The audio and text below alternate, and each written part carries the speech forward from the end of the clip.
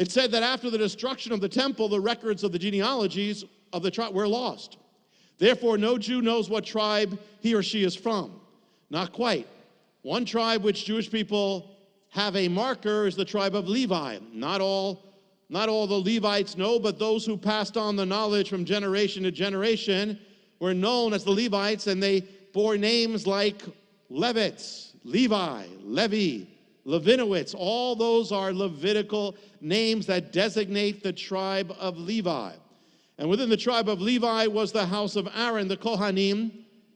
And after the destruction of the temple, where the priests used to lead, but after the temple was destroyed, the rabbis led, and it became a different Judaism, but the priests still passed on, the Kohanim passed on from father to son down the line for 2,000 years, the Kohanim, and they were still given special honors in the synagogue that at the end of the service they would give the Aaronic blessing.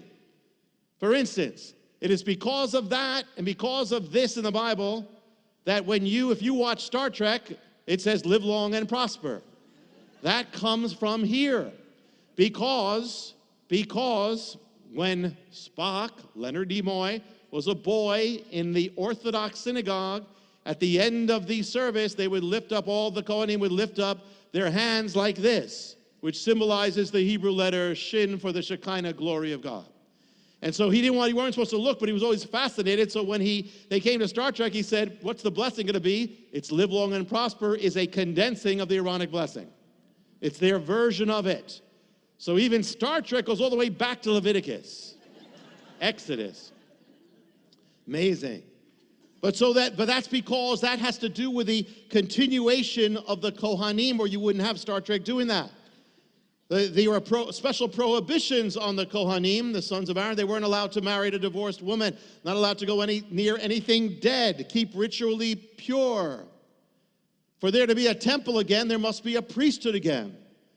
For 2,000 years, the only thing that identified a Kohanim, or a priest, was the tradition passed from father to son, or in some cases, the name. Enter into the last name, into 20th century. Breakthroughs in genetic technology mapping the human gene. For there to be a temple again, there must be a priesthood that has survived. The following is from the New York Times. In an unusual marriage of science and religion, researchers have found biological evidence in support of an ancient belief that certain Jewish men thought to be descendants of the first high priest Aaron, the brother of Moses, share distinctive genetic traits, suggesting that they may indeed be members of a single line that has endured for thousands of years.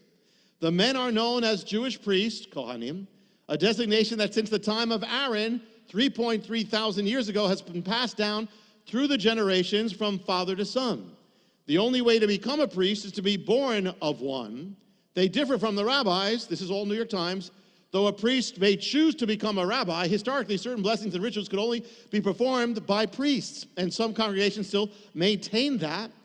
Many priests have the surname Cohen, which in Hebrew means priest, or related names like Cahn or Kahane.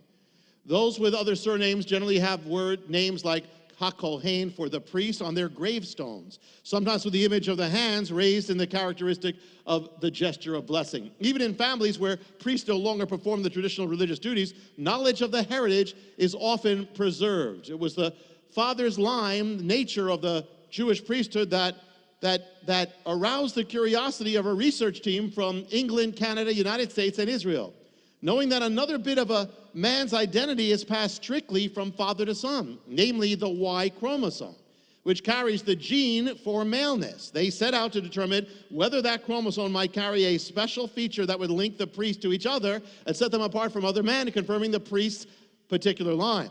A unique aspect of the Y chromosome lends itself to this sort of research, that the Y does not swap stretches of DNA with other chromosomes. Changes that occur in the Y tend to persist over a long period of time. The subject of the study were 188 Jewish men from Israel, North America, and England. The researchers obtained Y chromosomes, extracted them from the cell samples. They studied 2 sites and markers known from various regions of DNA to find out whether the priests and Israelites differed. They did. The simplest, most straightforward explanation is that these men have the Y chromosome of Aaron. To find out how you can receive more of Jonathan's teachings, to receive special free gifts, or get in touch, go to hopeoftheworld.org or call toll-free 1-800-YESHUA-1. That's hopeoftheworld.org or call 1-800-YESHUA-1. That's 1-800-937-4821.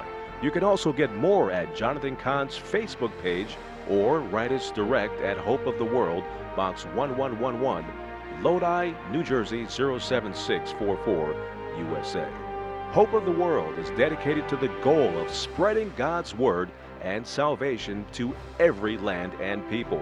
We do this by spreading the Word throughout the world and sponsoring compassion projects to the most poor and needy around the earth. To get in touch or have a part in God's work, just write to Hope of the World, Box 1111, Lodi, New Jersey 07644, USA. Or go to hopeoftheworld.org or call 1-800-YESHUA-1. That's 1-800-937-4821.